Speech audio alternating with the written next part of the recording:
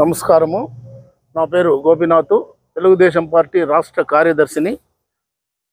ఈరోజు రాష్ట్రంలో జరిగినటువంటి ఎన్నికలు ఎంతో ప్రతిష్టాత్మకంగా రాష్ట్రానికి ఒక అభివృద్ధికి చేసే విధంగా చంద్రబాబు నాయుడు గారిని గెలిపించుకోవాలనే ఉద్దేశంతో ప్రజలందరూ కూడా ఏకతాటిగా ఆయనకు ఓట్లేసి రాత్రి 12 గంటలైనా కూడా నిలబడి తెలుగుదేశం పార్టీని గెలిపించుకోవాలనే ఉద్దేశంతో ఓట్లేయడం జరిగింది. దాన్ని చూసి ఈ వైఎస్ఆర్ ప్రభుత్వం, ఈ జగన్మోహన్ రెడ్డి ప్రభుత్వం దీన్ని ఓర్వలేక ఈరోజు ఈ రాష్ట్రంలో మనకు కాకుండా తెలుగుదేశం పార్టీ వాళ్ళు రాష్ట్ర ప్రభుత్వాన్ని ఏర్పాటు చేస్తారనే ఉద్దేశంతో ఈరోజు వారు చేసినటువంటి అరాచకాలు, ఈరోజు చేస్తున్నటువంటి దౌర్జన్యాలు చూస్తుంటే వారు పూర్తిగా విఫలమైనాము. మనకు రాష్ట్ర ప్రభుత్వానికి మనకు ప్రభుత్వానికి దూరం అయిపోతున్నాం.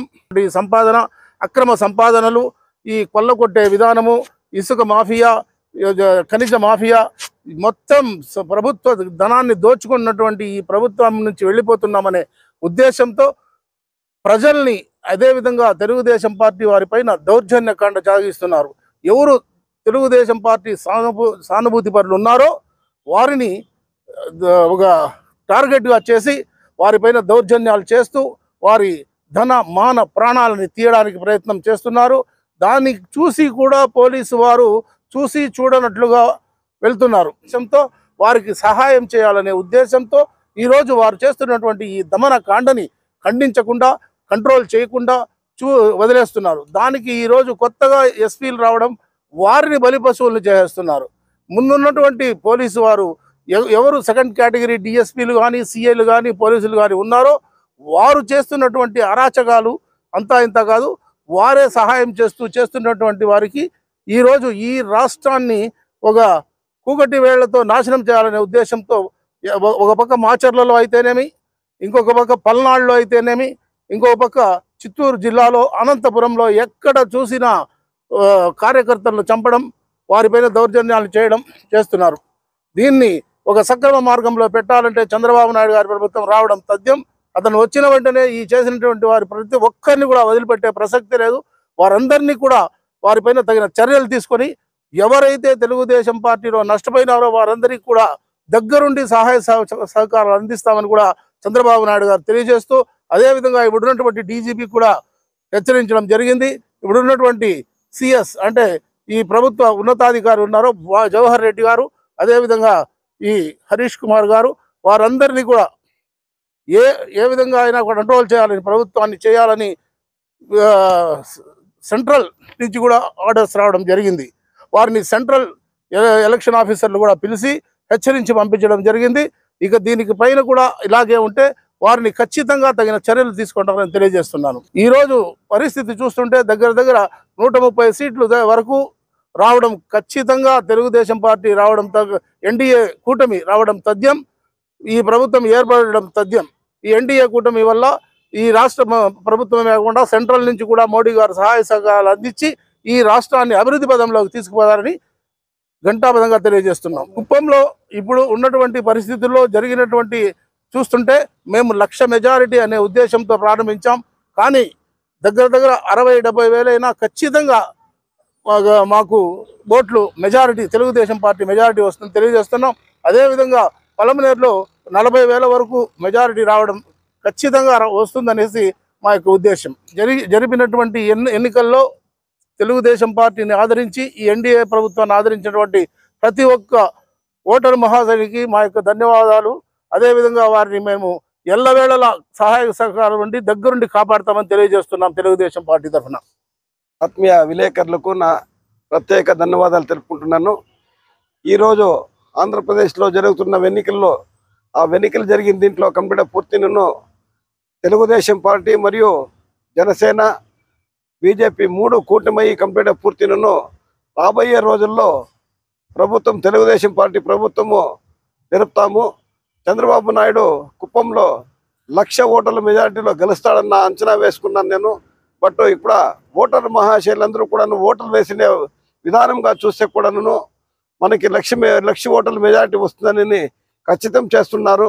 కాబట్టి లక్ష మెజార్టీతో కలిసి రాష్ట్రంలో కూడాను ముఖ్యమంత్రి చంద్రబాబు నాయుడు అవుతారని చెప్పేసిందో ఓటర్లు చెప్తున్నారు. మాకు ఈ విషయాలంతా కూడాను వైసీపీ వాళ్ళు డబ్బులు పంచినా కూడా డబ్బులు వాళ్ళ దగ్గర తీసుకొని ప్రతి ఒక్కరు కూడాను మాకు దాంట్లో 70% తెలుగుదేశంకి ఓటేసినారు, ఎన్డీఏ కూటమికి ఓటేసినారు. కాబట్టి వాళ్ళకందరికీ కూడా నా ప్రత్యేక ధన్యవాదాలు తెలుపుకుంటాను. ఎందుకు ఆ విషయం చెప్తానంటే ఇదివరకు కూడాను కుప్పంలో చంద్రబాబు నాయుడు చేసిండేది కానీ ఆంధ్రప్రదేశ్లో కానీ చంద్రబాబు నాయుడు చేసిన పనులు ఇదివరకు ఏ ప్రభుత్వం కూడా చేయలేదు. ఇంకా రాబోయే రోజుల్లో కూడా ఏ ప్రభుత్వం కూడా చేయదు కూడాను. ఆ చంద్రబాబు నాయుడు ఒక్కరి చేతనే మాత్రం అవుతుందే కానీ వేరే ఎవరి చేతులను కాదు కూడా అని కూడా నేను కూడా ఘంటాఘోషంగా చెప్పుకుంటున్నాను. నేను ఎందుకు ఆ విషయం చెప్తా ఉన్నానంటే మీకు ఇప్పుడు నియోజకవర్గంలో ఆయన నియోజకవర్గం 35 సంవత్సరాలుగా లోకల్ క్యాండిడేట్ ఆయన అయినప్పుడు 35 సంవత్సరాలు లోకల్ క్యాండిడేట్గా కంప్లీట్ పూర్తి ఆయన చేసి ఇదివరకు చూడండి మనకి కుప్పంలో ద్రావిడ యూనివర్సిటీ రామారావు గారు ఉండే టైంలో ఆయన స్థాపించినాడు. ఈయన దాన్ని ఆ ప్రభుత్వంలో ఉండేటప్పుడు ఇదివరకు కూడా దాన్ని డెవలప్ చేసుకొని వచ్చినాడు. ఈ వైసీపీ ప్రభుత్వం వచ్చిన తర్వాత 282 జనంకి డైలీ వేజెస్ వాళ్ళకి ఇదివరకు కూడా 10 నెలలు కూడా జీతాలు ఇచ్చేదానికి కూడా వాళ్ళకి యోగ్యత లేకుండా అయిపోయినారు. వాళ్ళు కంప్యూటర్ పూర్తిను ఆ 10 నెలల్లో కంప్యూటర్ పూర్తి 280 జనం కూడా రోడ్ల పాలై ఎన్నో బీద కుటుంబాలు ఉన్నాయి. వాళ్ళ ఇంట్లో కూడా వాళ్ళు పోయించేదానికి కూడా కష్టంగా ఉన్నది. ఇప్పుడు కూడాను అట్లా ప్రభుత్వం తెచ్చి మనకి ఆంధ్రప్రదేశ్లో ఇచ్చినారు కంప్లీట్గా పూర్తిన జనాలు. ఇది దాన్ని తెలుసుకున్న తర్వాత ఇప్పుడు కంప్యూటర్ పూర్తి చంద్రబాబు నాయుడు తప్పితే మనకి ఇంకెవరు లేరు అని కూడా ఘంటాఘోషంగా చెప్పుకొని ఇప్పుడు మళ్ళీ ఒక కుప్పం నియోజకవర్గంలో లక్ష మెజార్టీ ఓట్లలో వారిని గెలిచేదానికి అవకాశం చేయించినారు. వాళ్ళందరికీ కూడా ధన్యవాదాలు తెలుపుకుంటాను. ఇక్కడ పిఎస్ హాస్పిటల్ చేసినాడు, ఇంజనీరింగ్ కాలేజ్ ఆయన ఇంజనీరింగ్ కాలేజ్ తెచ్చినాడు, ఇంజనీరింగ్ కాలేజ్ చేసినాడు, కంప్యూటర్ పూర్తిను గవర్నమెంట్ హాస్పిటల్ చేసినారు. ప్రతి విలేజ్ కూడా కుప్పం నియోజకవర్గంలో తార్ రోడ్లు ఆయన చేసిండేదే, ఓవర్ ట్యాంక్స్ ఆయన కట్టిండేదే, గ్రామ సడక్ యోజనలు ఆయన కట్టించిండే తార్ రోడ్లే ఉన్నాయి. ఇప్పుడు కూడా స్కూళ్ళు ఆయన కట్టించిండే, డిగ్రీ కాలేజ్ ఆయన కట్టించిండేదే, కంప్యూటర్ పూర్తి గవర్నమెంట్ బిల్డింగ్ అంతా ఆయన కట్టి ఇప్పుడు ఈవెన్ ఎంఆర్ఓ ఆఫీస్ కూడా కంప్యూటర్ పూర్తి ఆయన కాలంలో జరిగింది. దాని పొద్దు వైసీపీ వాళ్ళు వచ్చింది కంప్యూటర్ పూర్తి వైఎస్ఆర్ అని చెప్పి చేసుకున్నారు. వాళ్ళు ప్రతి ఒక్క గవర్నమెంట్ బిల్డింగ్ కూడా చంద్రబాబు నాయుడు పిల్లలు తప్పితే ఇదివరకు ఎవరు కట్టేది ఖాళీ వీళ్ళు వచ్చిందో ఖాళీ రంగులు మార్చినారే కానీ ఎత్తుకొని పోయి ఇదివరకు ఏ ఒక్క డెవలప్మెంట్ కూడా చేయలేదు. కాబట్టి రాబోయే రోజుల్లో ఎన్డీఏ ప్రభుత్వంలో చంద్రబాబు నాయుడు ముఖ్యమంత్రి అయిన తర్వాత రాష్ట్రానికి కానీ కుప్పం నియోజకవర్గాన్ని ప్రతి ఒక్క అభివృద్ధికి కూడా కంప్యూటర్ పూర్తి అంతా కలిసి ఉండి పని చేసి కంప్యూటర్ పూర్తి మా కేసుండే ఓట్లు వేసిండే ప్రజలకు ప్రతి ఒక్కరికి కూడా మా చైనాలో ఎంతవరకు సహాయం అవుతుందో అంత సహాయం చేసి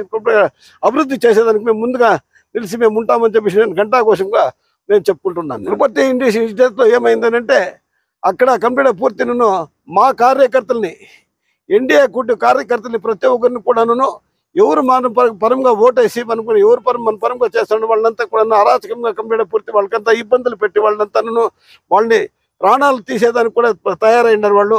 అట్లా వాళ్ళకి రాబోయే రోజుల్లో కఠిన బుద్ధి చెప్పేదానికి కూడా మేము సిద్ధంగా ఉన్నాం. మేము మన ఆంధ్రప్రదేశ్లో ఎన్డీఏ కూటమికి చంద్రబాబు నాయుడు ముఖ్యమంత్రి చేస్తున్న ప్రతి ఒక్క ఓటర్కి ఆంధ్రప్రదేశ్ ప్రతి ఒక్క వ్యక్తులకు కూడా నా ప్రత్యేక ధన్యవాదాలు తెలుపుకుంటున్నాను. కుప్పం నియోజకవర్గంలో కూడా మాకు ఇప్పుడు ఇంతవరకు మాకు సహాయం చేయండి ప్రతి ఇంటి ప్రతి కుటుంబానికి కూడా నేను ಹೃದಯಪೂರ್ವಕಂగా మా ఎన్డీఏ కూటమి నుంచి ధన్యవాదాలు తెలుపుకుంటున్నాను. ಕೆಜಿಎಫ್ ತಾಲೂಕಿನ ತಾಜಾ ಹಾಗೂ ಸಂಪೂರ್ಣ ಸುದ್ದಿಗಾಗಿ AL ನ್ಯೂಸ್ ಚಾನೆಲ್ ಅನ್ನು ಸಬ್ಸ್ಕ್ರೈಬ್ ಮಾಡಿಕೊಳ್ಳಿ. ಪಕ್ಕದಲ್ಲಿರುವ ಬೆಲ್ ಬಟನ್ ಅನ್ನು ಒತ್ತಲು ಮರೆಯದಿರಿ.